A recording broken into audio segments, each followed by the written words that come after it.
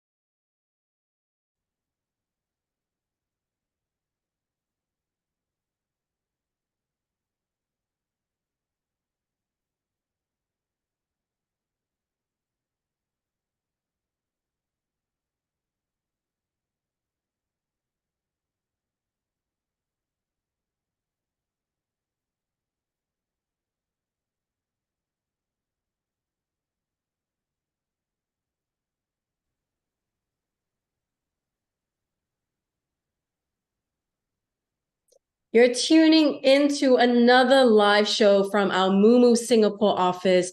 I'm your host, Olivia Higgins. Now, while we wait for a few more people to join us, here's a video just for you. Enjoy.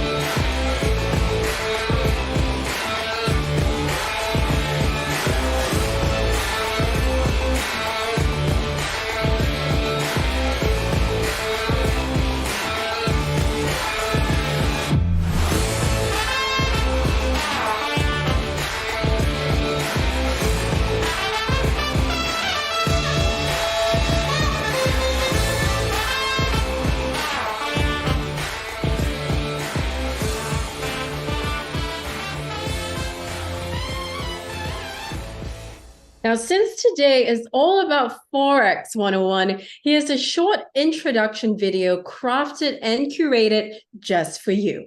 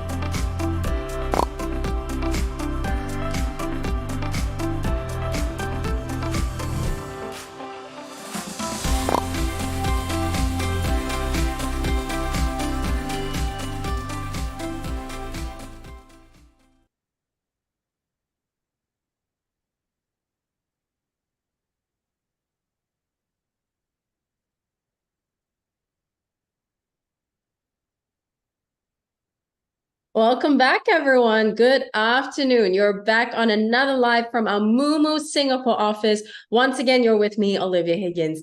Now, I'd like to remind you that we're here to equip you, as always, with the educational tools to help you make better investment decisions. So be ready. Be ready to learn and be ready to be a part of the discussion, because today it's all about networking with other community members in the live. But at the same time, it's about asking your questions. So any questions that you have, we'll pick the top ones for the end for our guest speaker for today. Let's hop right in. Today's topic, Forex 101. Now, as we mentioned in the previous live shows, we want to continue to be a part of your investment journey. So it's about continuing the journey of investing and growing your portfolio in 2023. So take this live show as a session to learn how else you can leverage on potential market opportunities and also rethink your current strategy. Now, it's all about utilizing all these potential opportunities out there as a long-term investor in this space. So today with me, you've probably seen her on YouTube on the topic of Forex trading. Tuning in today with us, let's welcome award-winning trader, trainer, and author, Karen Fu. Hi, Karen. Hi, Olivia. Thanks for having me. Thank you for being on the show. I know this is the first time that you're on the show and live with us. Now, tell us about yourself and also the objective of today's session. So basically, I was born to a family of investors. My parents, they are stock investors ever since I was born. So I just followed their footsteps. So when I went to university, I pursued a degree in banking and finance to learn more about the financial markets. And right now, I've been teaching for 10 years, more than 10 years, and also a full-time trader. Great stuff. I mean, you're an all-rounder from what we have read and also know about you. So really excited to see what you have to share with us on the fundamentals and the basic tools for Forex 101. So with that, looking forward to your presentation. And remember, to the audience who just tuned in, ask your questions. I'll be keeping track so that we can ask Karen towards the end. Now with that, Karen, the floor is yours. All right, sure. Thank you, Olivia. All right, so today is the lesson where you learn the basics of Forex trading. So this is going to be a Forex tutorial for beginners. Okay, next. And just understand that the presentation and the content that's shown today is not meant for you to take it as an investment advice. It is just for informational purposes. Okay, so let's go to slide number 3. So basically a bit about my background. Of course, Olivia already mentioned. And also thank you, Mumu, for having me, and Mumu team for having me. They have worked really hard to organize this event for you. So basically my background is that I graduated with a degree in banking and finance from NTU. And then I also ranked #1 after representing my university in a Singapore nationwide Forex trading championship. And then after that, I went to join an Asia-based competition where I ranked, I think it was #2. I was hoping to get #1, but did not get it. But, you know, we never stop improving, okay? We never stop improving. So the next thing is that after that, I went on to rank number 10 out of 3,000 traders from over 30 countries in the FX Street trading contest. Okay, so let's go on to the next slide. And also I was voted as the best trading guru in Singapore by traders and also by my followers, and I really thank them for this. Credits to them for this award. Okay, and also I was given this award, Top Popular Analyst in Asia award by Wiki Expo. And also last year I was nominated with Women of the Future Asia, Southeast Asia award, but I didn't win. Okay, just nominated. So, like I said, we never stop improving. So the next thing is I was also awarded a scholarship in Singapore and featured in newspaper for good grades. And the thing is, I don't feel like you need good grades to become a good trader. It's just that everything that I pursue, I want to give it my best. You know what I'm saying? I want to never stop learning, and I want to learn as much as I can. Okay, so let's go on to the next slide.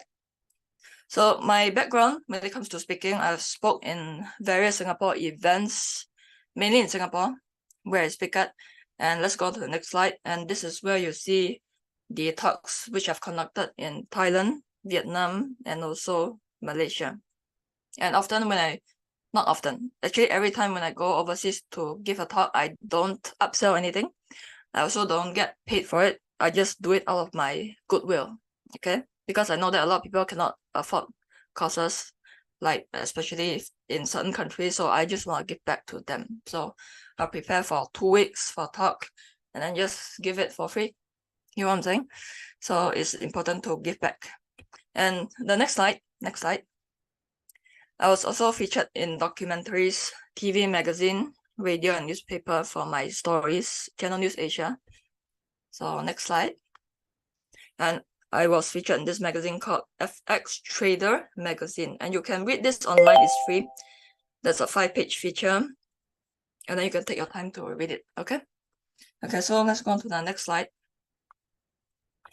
So basically, I come from a family of investors. And this is my mom over here. Basically, she's a stock investor. Okay, and also my stepdad, he's a stock investor and also property investor and also a businessman. So I kind of get inspired by them to become super good in the financial markets and also forex market, and I also trade commodities and stocks. Okay, so next slide. And during my years in my banking and finance degree, the 3 years, I went to various investment bank trading floors.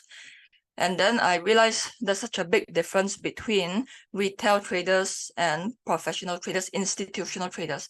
And recently, I've also been invited to speak at various hedge fund events and also institutional traders events. And I realized that the stuff that they talk about is so different as compared to retail traders. So today, I hope to give you an idea on how institutional traders really trade and look at things, okay?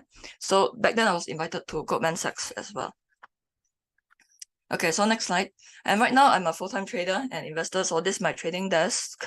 A bit unconventional, but it's just me. I just love the colorful lights. So that's that. You can do anything you want with your trading desk, okay? It can be simple, just a laptop, and then you can start trading, okay? Don't need to do stuff like me.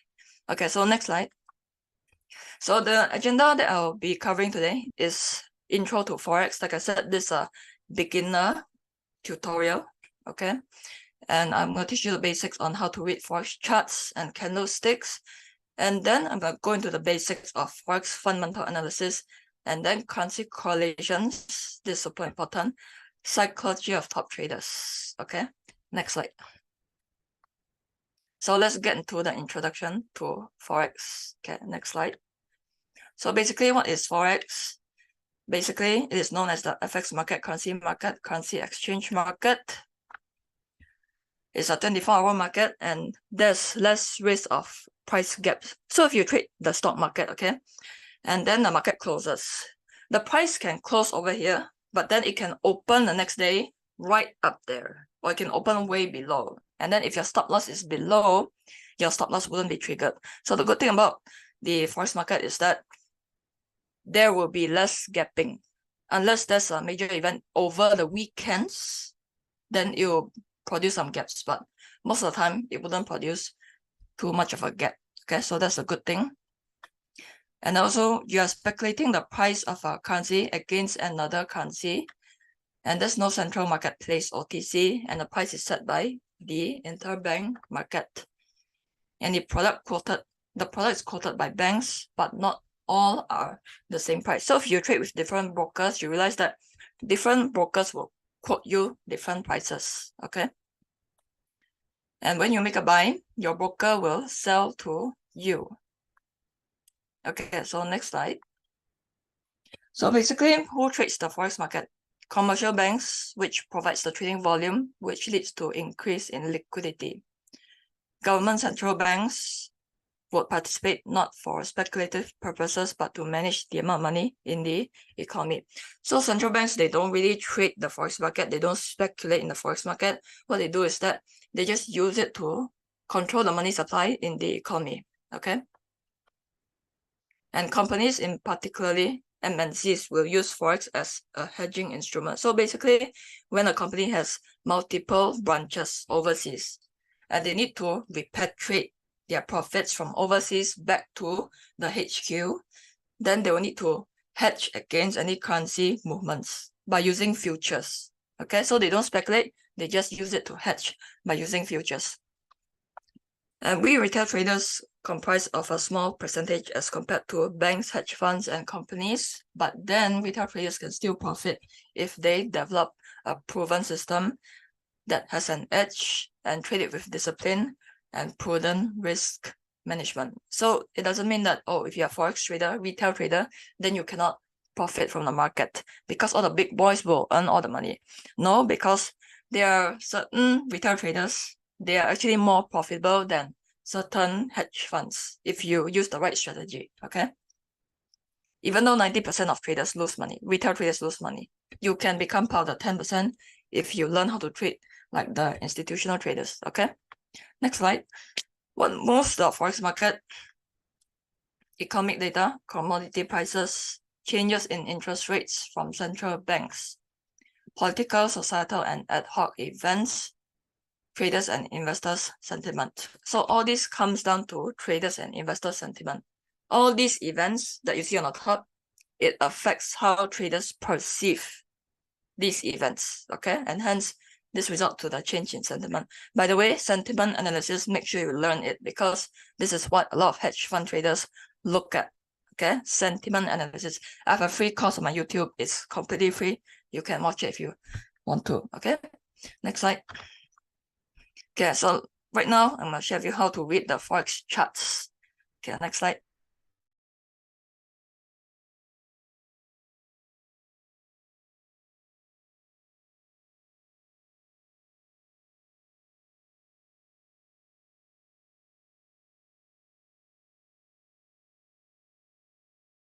And 30 time frames, because when you trade those time frames, literally what you're doing is you're scalping. So when you're scalping, you need to have a very fast reaction, right? So if you compete with hedge funds who have a strategy called high frequency trading, they have the sophisticated software to perform high frequency trading. Okay, so how do you compete with them? You cannot. So as a beginner retail trader, please look at the higher time frames, meaning H1 and above. Okay, and then what I realized is that when you trade the smaller time frames, it is more stressful, more time consuming as compared to trading the higher time frames. And also, a lot of hedge fund forex traders, they tend to trade the higher time frames. So with all these reasons, there's no good reason for you to trade the smaller time frames, except the fact that it is exciting because you get a lot of trades. But a lot of trades doesn't mean that you earn a lot of money, okay? And on the left side over here, you have the trading terminal where you can see the symbol bid-ask price, which is what the broker quotes you. And then over here, you have the period separator. And this is quite useful because when you're on your chart, okay, this is MT4. When you're on your chart, from 31st Jan to 1st Feb, this is 1 day. One column is 1 day. Okay, because we are on the H1 chart. So one column is 1 day. If you shift to H4 or D1, then it's different. Okay. So one column, first day, second column, second day, third column, third day. And then on the bottom over here, you have your date. On the right over here, you have your price currency price. Okay, so let's go on to the next slide. So basically, how to read Japanese candlesticks. If you already know the basics, I'm just going to go through this really fast, okay? So you have the candle body over here, and you have the open on the top, and then close at the bottom. So basically the candlestick open right at the top, and during the session itself, okay, it went all the way down to the low, and then went all the way up to the high, then came back down and closed at this level. Okay, understand? Whereas for bullish candlestick, you can see the open over here. Okay, open at the bottom. Then during the session, it went all the way up to the high, went all the way down to the low, and then came back up and then closed at the top over there. So that's the close. Okay, so this is a simple way to look at it. And then you have the upper wick shadow and then also lower wick shadow. Okay, so let's go on to the next slide. Okay, so let's talk a little bit about trends. So to put in simple terms, you have the bullish trend, sideways trends, or some people call it consolidation or ranging market, and you have the bearish trend. Okay, so let's go on to the next slide. And then you can see visually over here, on the red color over here, on the left side over here, you have the bearish trend, then followed by a ranging market, where you can use support resistance strategy to trade. Okay, and then on the right hand side, on the bullish market, you can use a trend following strategy. Okay, so for downtrending market, you can use trend following strategy. Uptrending, nice uptrend, you can use a trend following. Whereas for the ranging market, you can use a support resistance strategy. Okay, because support resistance, price tends to bounce up and down, up and down. There will be small mini trends for you to take advantage of. Okay, so let's go on to the next slide. A more complex term for it, at the bottom, okay, at the bottom of an uptrend, before the uptrend, you will have a ranging market. This is the accumulation phase. And then during uptrend, this sometimes some people call it the trend following stage. Then at the end of the trend, you would have a distribution phase. And right after the distribution phase, you would have a long downtrend. Okay, so when people talk about accumulation, distribution, then at least you know right now what do they mean. Okay, so let's go on to the next slide. Okay, so to put in simple terms, for bullish trend, of course you can use many different strategies, but let's keep it simple now. Let's focus on candlesticks. For bullish trend, you can look for bullish candlestick patterns and then exit using a bearish candlestick pattern. And make sure you learn how to spot the strong candlestick patterns, because not all candlestick patterns are so-called good quality. You know what I'm saying? I also have a candlestick course on my YouTube if you want to watch it. And the bearish trend, you can look for bearish candlestick pattern to enter. Okay, to enter. Better yet, wait for it to retrace to a strong resistance first. Then wait for a bearish candlestick to appear, and then you enter. And then when you want to cover your position, you look for a bullish candlestick pattern. Okay, plus support. When it's testing a support, plus bullish candlestick pattern, then that will increase your probability of trading. Okay, so let's move on to the next slide. Okay, so to put in simple terms, when you go from the left side to the right, okay, on the left is the strongest bullish candlestick pattern. So as you go to the right gradually, the bullish strength will decrease. So you can see the first candle, it doesn't have any wicks. Some people call this the Marubozu candle. This is the strongest bullish candlestick pattern. And on the second candle, is the second strongest pattern. Okay, follow me? You have an upper wick, small upper wick, but the lower wick, there's no lower wick. Okay, but you have a long candle body. You see that? So this is a good framework for you to refer to. Okay, so this is weak, so this is strong, this is moderate. Okay, and when it comes to bearish, okay, let's move on to the next slide. Bearish, as you go to the right, you would have a decreasing bearish strength. So same thing, okay?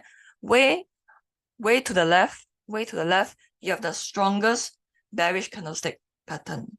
Way to the right, you have the weakest bearish candlestick pattern. Okay? So basically, strong, strong, strong, strong, weak, weak, weak, weak. Again, you can use this as a framework, as a cheat sheet for you. Okay? But one very important thing, okay? No matter how perfect the candlestick is, if the context in which it appears is not good, is not right, then the candlestick pattern is not going to work out. So you gotta add a strong, good candlestick pattern with good context for your trade to be high probability.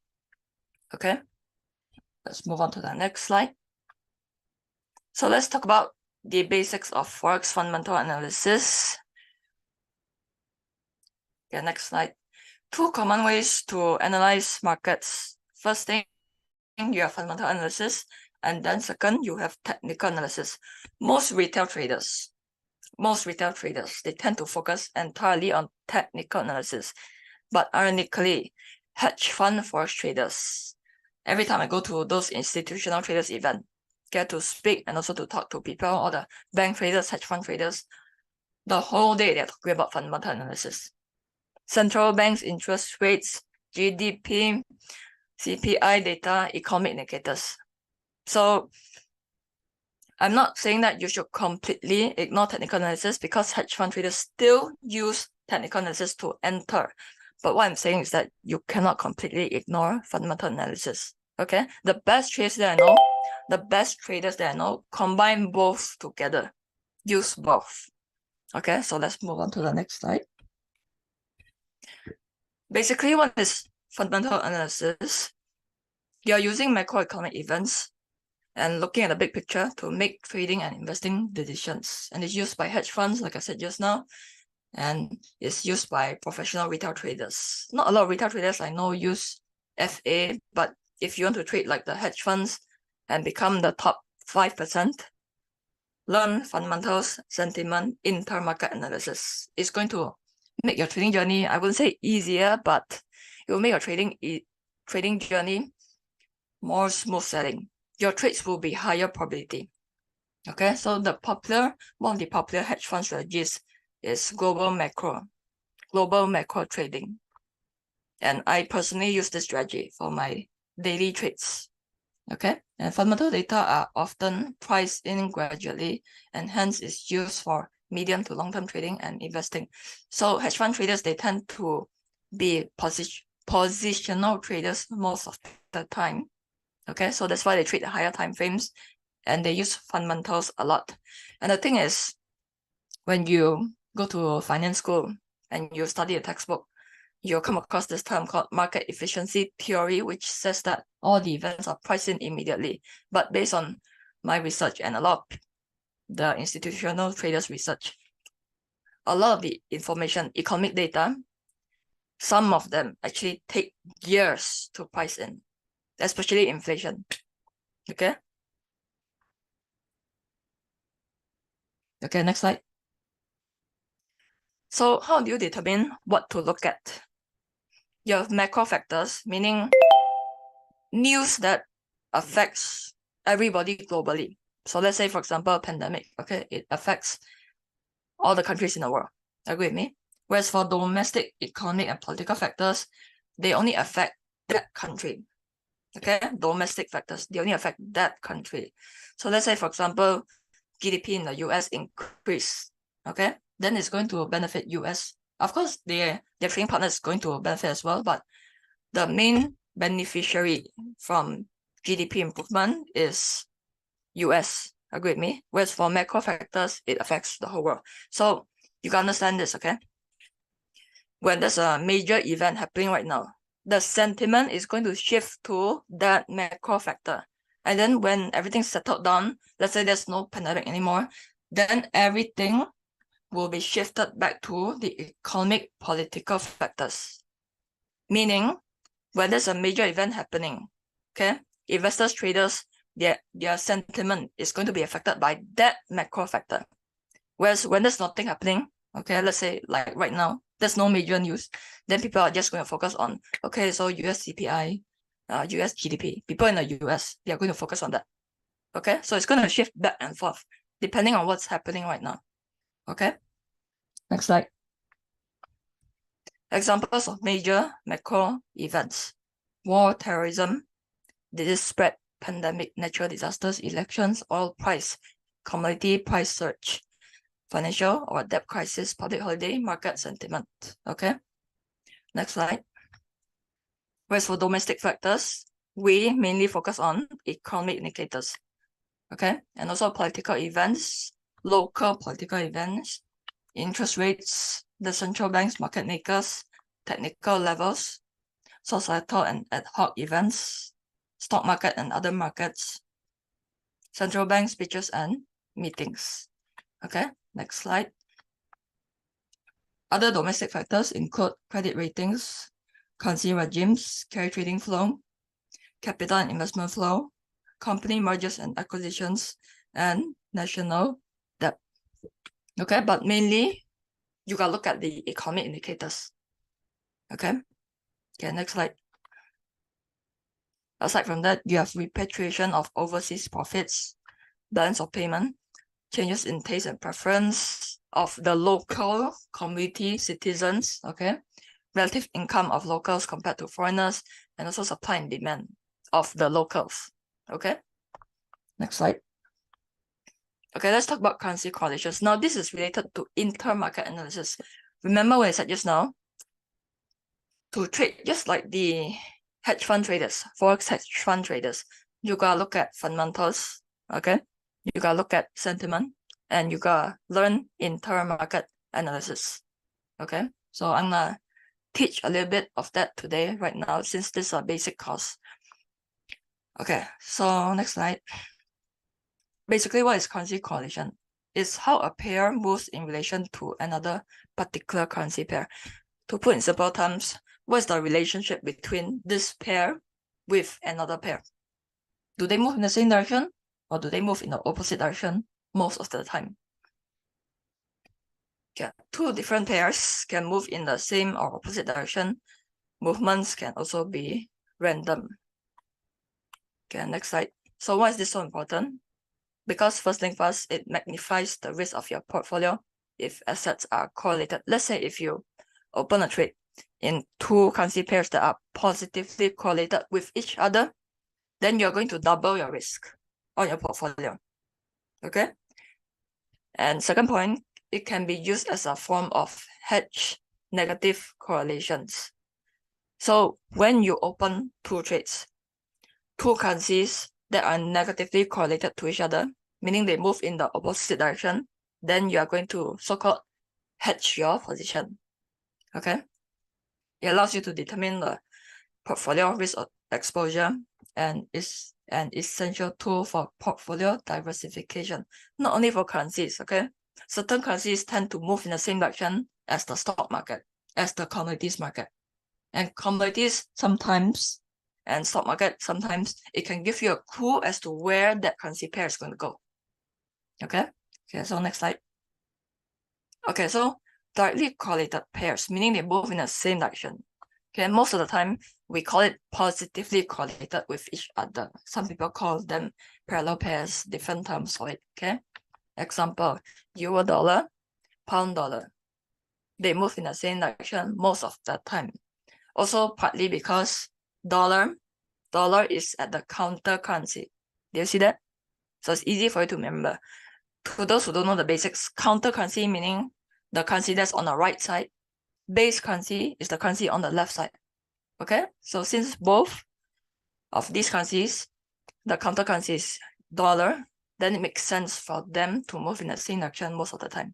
It's just something that is easier for you to remember. Okay, next slide.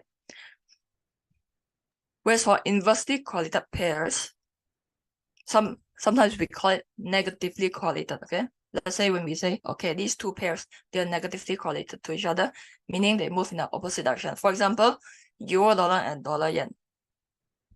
Do you see why they move in the opposite direction? Of course, there are many reasons, but to put things simple for you, okay, so that you can remember easily.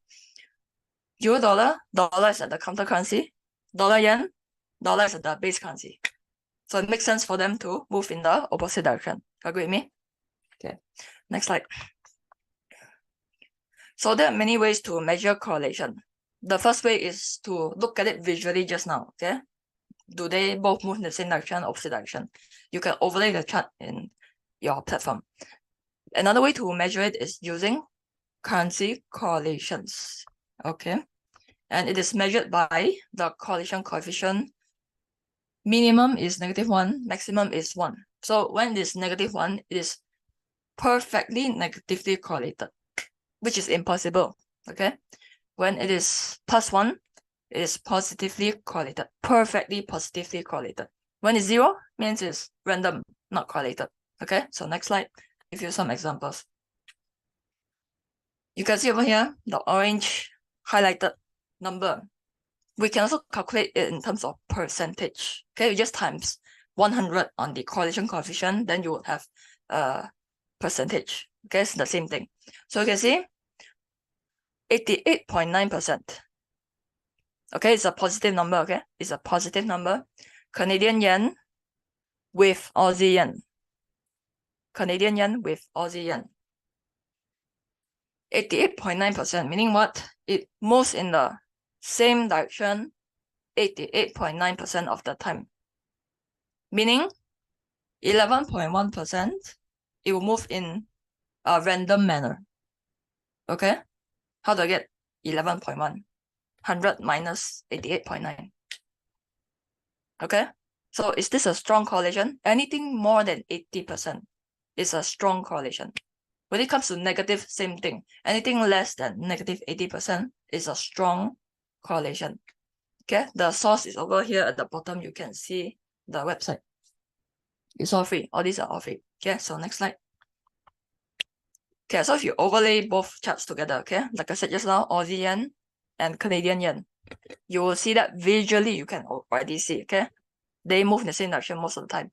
But if you want something more certain, you can put in your correlation coefficient indicator. Okay, you can add this underneath here on trading view. And then you can overlay charts on top of each other, just like that. Okay. And why do they move in the same direction? Of course, the reason that you already know is that yen for these two pairs, they are at the counter currency on the right side. But on the left side, Aussie dollar, Canadian yen, because Australian dollar and Canadian dollar, they are both commodity currencies, meaning that their movement is highly affected by commodities. Okay, so if you monitor the Thomson Reuters Commodity Index a lot, you realize that these two currencies tend to move in the same direction with that index. Okay, so if you are trading anything related to Australian dollar, Canadian dollar, New Zealand dollar, you gotta look at commodities. Literally, their name are called commodity currencies. Okay, because sometimes you realize that when the commodity moves, it's going to drag this currency together along with it. Okay, and also because, okay, another reason, Japanese is a major oil importer and Canada is a major oil exporter. So do you see the link right now? Okay, of course there's a lot more reasons, but let's not go into too much detail. I have limited time today. Okay, next slide. Okay, -90.9% dollar yen with euro dollar. Next slide. You can see that, okay, most of the time they do move in the opposite direction if you overlay both charts together. Okay, next slide. Okay, let's go into the psychology of top traders. Next slide. Now, a lot of retail traders, I realized that this is that they will tend to feel that trading is all about strategy, indicators, entries. Because sometimes, not sometimes, a lot of times the questions that I get from people is, so Karen, what strategy do you use? So Karen, what indicator do you use? Which is the best indicator? Now, here's the thing. I realized one thing over the years, many years of trading. You can have the best indicator in the world. You can have a 90% win rate, 90% win rate, hit rate indicator. You will still lose money at the end of the day. I've tried this myself. I've seen a lot of traders. do this. You know why? They still lose money because they did not adjust their mindset correctly, okay? Because how trading actually really works. You can see the second pie chart is mainly about your trading psychology and also your ability to manage risk. I've talked to so many bank traders. They always tell me, I'm a risk manager first, then trader second. I realized one thing, okay? When I manage my risk properly, it doesn't matter what strategy I use, as long as it has a positive expectancy, then I'm going to make money. I can have a 60% win rate strategy or 50% win rate strategy. I can still make money if I manage my risk properly. Okay? And in fact, some of the top hedge fund managers in the world, they don't have super high win rate. Because if you look at this billionaire hedge fund trader, okay, billionaire hedge fund manager, he also used global macro trading as one of his strategy. He has a win rate of 40 to 55%, which is pretty low, but then he's one of the richest hedge fund traders in the world. Because you know why? His risk management is good, and also his risk to reward is very good. 1:4, 1:3. Okay. Next slide. So one day, to convince you further, okay, let me tell you a story. One day, this trader called Robert Capel. Okay, Robert Capel. He went to this trading floor, Chicago Mercantile Exchange. Then he saw all these traders. Then he's like, I wonder what the top performing traders have in common. Of course, there are traders in this trading floor who lose a lot of money, keep losing money no matter what they do, okay? But then he went there and then he wanted to find out, so what do the top traders have in common, okay? So he's very curious and he will find out, like, what are the habits that they have, what's the mindset that they have, and then he realized one thing, okay? Next slide. He realized that the top traders tend to have all these qualities. Okay, I highlighted the important ones in red color. They have integrity, they are responsible, they are disciplined, it's super important. Discipline. They are self-aware, they know what is their risk appetite. Okay, am I a risk taker or am I a conservative trader? This is super important because it's going to determine the strategy you use, the time frame you trade, what kind of trader you are. And they're super patient. When they have a trade coming up, but the signal is not there yet, they are willing to wait. Whereas for most retail traders, okay, the candle is still moving and they enter already. Okay, meaning the signal is not there yet, it's still developing, but they just cannot wait. Then they just enter very, very fast because they want to make money quick. Okay. And also the top traders, they understand the importance of managing risks and they are committed to succeed in trading. Okay. A lot of retail traders, not a lot, but some retail traders, unfortunately, they are not willing to put in the work. They're not willing to put in the work because sometimes, you know, even when I tell them, okay, read this book, then some of them are like, can you provide me the summary? Cannot be like this, okay? You want to succeed in trading, you got to put in the work. I have read over 100 trading books. In fact, I think it's 200 right now. I've invested over $60,000 just to learn about financial markets. And in fact, right now, I'm still buying books every single month. Okay, we never stop learning. If you want to become a successful trader, don't stop learning. When you have a couple of losing trades, go back to your drawing board, try again. Okay? Next slide. Right. Actually, right now, I'm going to have Olivia back so that she can prepare you for the next segment. Okay, where I'll show the demo. So with that, I'll hand it back to you, Olivia. Thank you. Thank you so much, Karen, for your presentation covering the fundamentals, the basic tools needed for Forex trading. But towards the end, of course, very powerful. You talked about managing risks accurately and for yourselves, also depending on your own personal risk appetite, of course.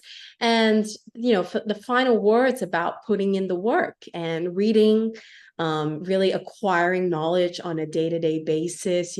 Me too, I'm a book lover, and it's about really taking responsibility for your own learning journey in financial markets. So thank you for summarizing that, and also driving home these key points about your investment journeys. Now, to everyone watching, thank you so much for the questions coming in. I'm already picking it out to ask Karen towards the end. Now, you've heard the key insights from Karen herself, but what about applying what you just learned today? Now, it's about Forex 101, so it's really about the basics today. So really, right now, follow through if you want to learn as much as possible. Take out your app right now and open your Moo app. And Karen is about to give you an in-app tutorial on how you can place your first trade and navigate the world of Forex. Take it away, Karen.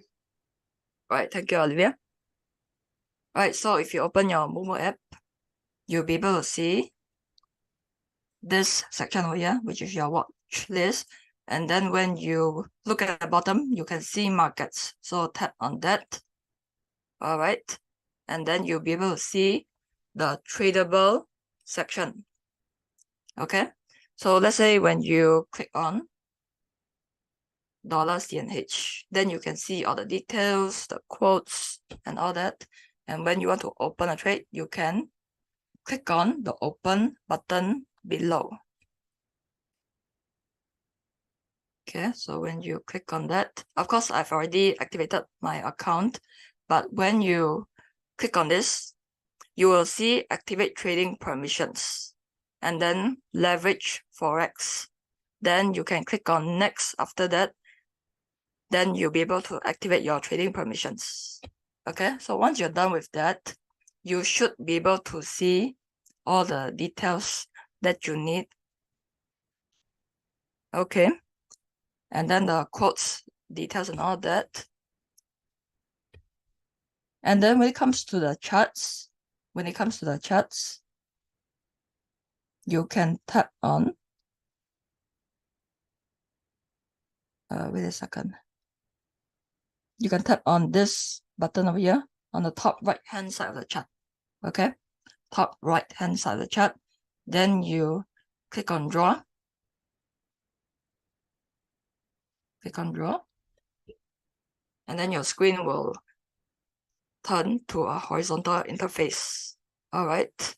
And then when you have to draw your, let's say, trend lines and also support resistance lines, you can see there are a couple of symbols on the right-hand side.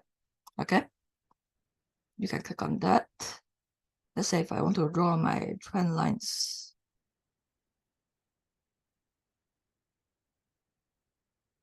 Okay, a second. Let me just try.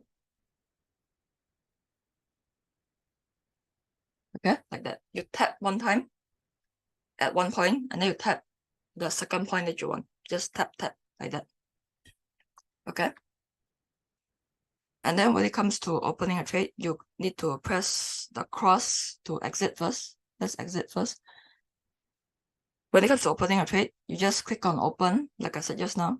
By now, you should be able to open a trade after you have activated the trading permission. All right. Then you'll be able to see open, close, and then you can key in the currency you want to trade. Key in the currency you want to trade. Okay. And then for order type, you can put in whether you want limit order, market order, stop limit, or stop order. And then you can key in the price that you want, the lot size, time in force. You can choose day, GTC or GTD. And then you can also set your stop loss, okay? Whether to set a take profit, stop loss, or both. Normally, I will do both, okay? Because you cannot trade without a take profit and stop loss. It's going to be very emotional, okay? Your trading is going to be very emotional. Okay, other than that,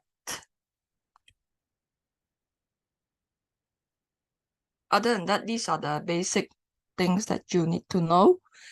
But if you want the full tutorial, you can always go to my YouTube channel. I have a full Moomoo app tutorial. You can watch that as well.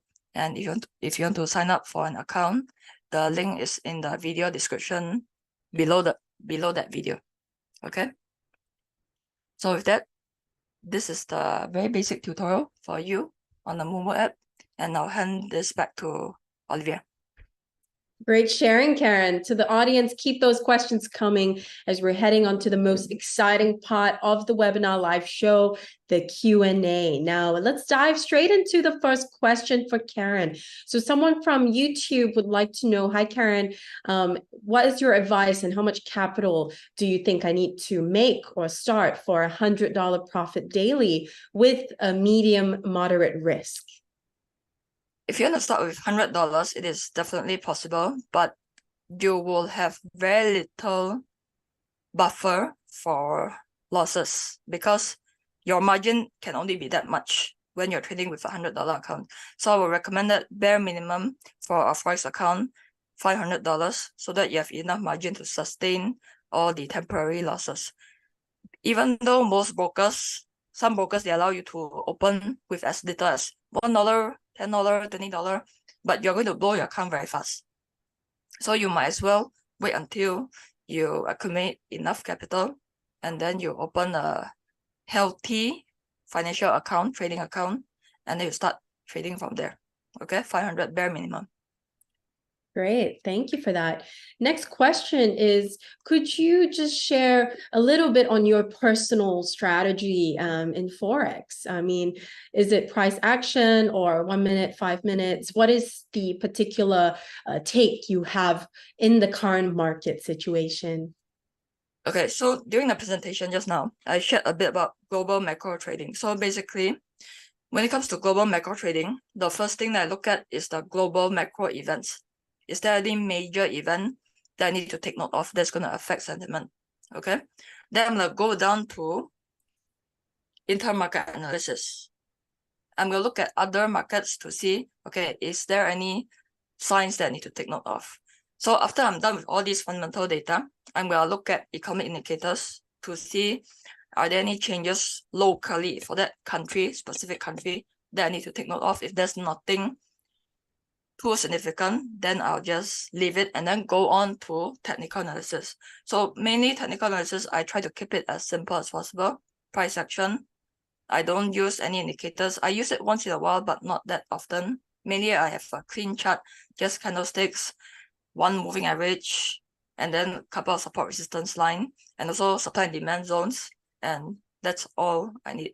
So I just keep my trading simple. Thank you, Karen. Next question. Thank you to our community members in app for all your great questions. The first question is, Karen, is it good for the beginners to start trading on micro lots to control risk for ourselves? And we also understand that Moomoo Forex platform smallest lot size is mini lots. So what is your advice on this? Yeah, for beginners, definitely start trading small, start small. And also, if you're a beginner, no matter how much money you have, it's better to start small, but bare minimum 500, not too small, okay? $500 account, and then you trade with small lot sizes so that you can get the so-called experience of trading life, just to get a feel of it, okay? How does it feel when it comes to losing money? How do you feel when you make money? So start small, and then once you have proven yourself to become profitable, your trades are profitable after 2 to 3 months, then you can start to increase the lot size. But then with that said, you cannot have more than 3% risk per trade. Okay, you cannot have more than 3% risk per trade. So if you are a conservative trader, you need to risk 1% per trade. If you are a moderate risk taker, then 2% risk per trade. Then if you are so-called a more risk taker kind of trader, then you can risk 3%, but never more than 3%, because otherwise you become a gambler already, not a trader. Yeah. Thank you for that. Next question is, what are your thoughts on trading for Asia hours? Or do you only advise to really, as a starter, trade the UK US hours only? What is that take on different markets? Personally, I don't trade the Asian trading session because it is not liquid enough. Most of the time, I trade during the London session and then also New York session. But if you want to trade in a super liquid session, then you can try to find a trading opportunity during the London, New York overlap, because that is the most liquid session. You get the best spreads, you get the most amount of liquidity, and then the probability of your trades will be higher. But don't try to force a trade during that session when you don't have a trading signal. But try to trade during that time. London, US overlap. But if you can't find a trade there, then you can just trade during the London and US session. Got it. So next question is really about your last slide, right? You talked about the qualities of a good trader in this space, but also, you know, the kind of characteristics we should be building within ourselves. Someone would like to know, what are the skills that I should prioritize to become a consistently profitable trader? I think this will take years of experience and yeah, I would say experience to be able to strengthen your trading psychology. So if you're asking me how you can improve on your trading psychology, there's no definite answer to that. Of course, practicing a lot on demo account helps. Practicing a lot on a small live account helps. But a weird thing is that if you look at how the banks nowadays, why do they hire athletes to join them? Why do they hire athletes to join them? Because they have a lot of discipline.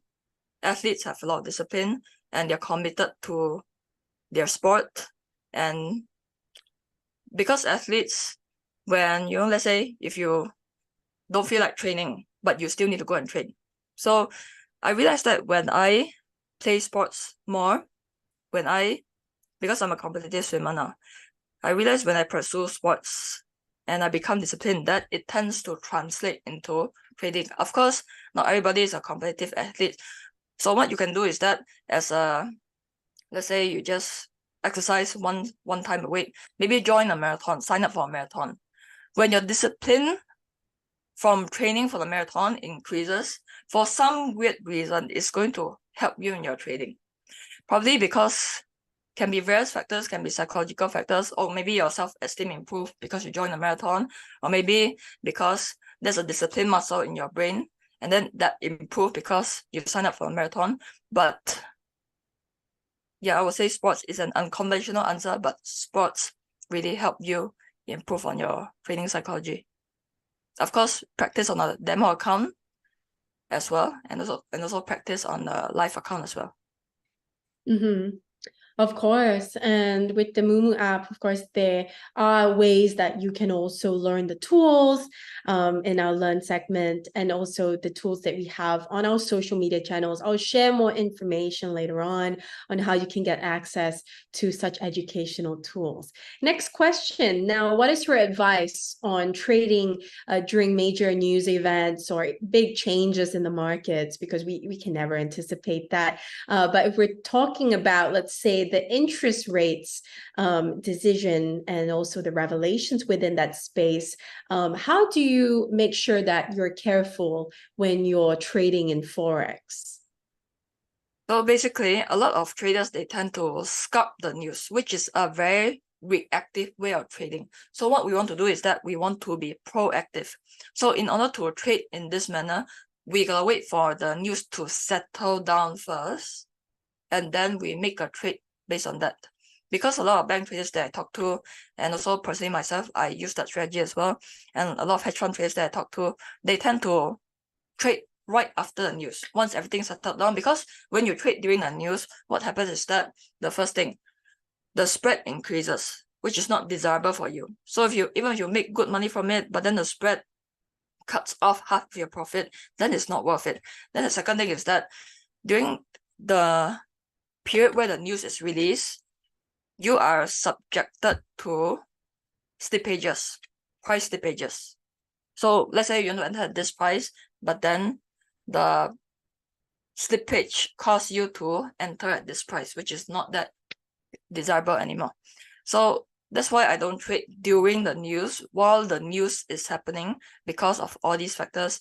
And also it's going to cause a lot of liquidity problems, and it's just not worth it. It's also very stressful. So wait for everything to settle down. And also because, like I said just now, fundamentals, sometimes they take months to get priced in. Months to get priced in. Even for elections, I wait until the election is over, then I enter. And also 1 week before the election, I also enter one trade. But during the election, I wouldn't touch the market. After election, I enter one time. Before election, I enter one time. 1 week before election and 1 week after the election. Got it. Thank you for sharing that. Now, for the second last question is more about your perspective, your trading philosophy. Let's put it this way. Someone would like to know, how did you get to your trading philosophy? I know you mentioned bouncing back, being resilient, and not giving up in this respect. But other than reading and acquiring knowledge, what is some other ways someone can develop their philosophy? So in order to become good in trading, okay, to become experienced in trading, what you can do is that you can backtest, do a lot of backtesting. Because in my first 2 years, especially in uni, during holidays, while my friends are going out for shopping, vacation, and all that, I was at home during the weekends backtesting. So basically what I do is that I'll go back maybe 10 years, 5 years at the chart, and then I pretend that I'm trading live using my strategy. So I press this button. If you go to your platform, when you press F12, it'll move candle by candle. So you pretend that, okay, I buy at this level, okay, and let's see if it hits my TP. So preset your buy TP, just an imaginary one. You can just draw a line over there, just an imaginary one. Pretend that you're trading live, and then scroll the chart candle by candle, candle by candle, and then this is how you backtest. I do it for every single day from 5 years, 2014, 2015, 2016, 2017, 2018. And this way you can get experience without even trading live, without even risking your money. And when you backtest in this manner, you'll be able to so-called learn how the currency behaves. Does it trend more often? Does it range more often? You'll be able to know without even risking your money. So backtest a lot, because I've backtest for many, many years. Thank you for sharing that. Really comprehensive. So for the question, someone's asking about MT4 trading view. Now, for that particular question related to the functions and features, you can drop us an email later on and I will flash that on the screen. But just to wrap up, Karen, for today, what is that last takeaway you would like to give our audience before we go? By noting, make sure that you're super disciplined, so be super committed to it. Work really hard to master trading, and when you fail, never give up, because it's just part of the process. And also become super committed, hardworking, and never stop learning. Never stop learning, because even at this point in time, I'm still learning. I'm still buying books every single week, still buying courses too sometimes, and this will help me become a better trader every single day. So if I'm learning every single day, you should keep learning every single day too. Absolutely. And tuning into such a live show is also important. So if you can watch the replay, please do, if you want to relearn whatever Karen just shared and whatever we just covered for the Q&A. So that was trader, trainer, and author Karen Fu, everybody. Thank you, Karen, for joining us today, and see you for our next show together. All right. Thank you, Olivia. Thank you. Bye. To the audience, if you have any more questions, like the few questions about the actual functions, you can drop us your questions right here in this email. The team will get back to you as soon as they can. Now, we can't wait to really show you what else we have in store for you for upcoming content and shows. So do check out all the other shows crafted and created just for you so that you can elevate your educational journey. And as always, these webinars are a chance for us to connect you with experts like Karen Fu today. So we hope that you learned just as much as we did. And we are really glad and grateful to continue being a part of your journey and educational journey towards this financial fitness for yourself. So follow our socials, okay, to stay updated, because we got so much content for you, especially the replay of today. So scan the QR code right here to find out more, and we'll catch you on our other social channels for any follow-ups. And for those interested in the promotion we have right now, I know I got a question on that earlier. If you want to start your Forex journey with us, you can scan this QR code to find out more on how you can start your Forex trading journey. As always, it is a pleasure having you with us on the show. We'll see you for the next one. Once again, you're with me, Olivia Higgins. As always, have a profitable day.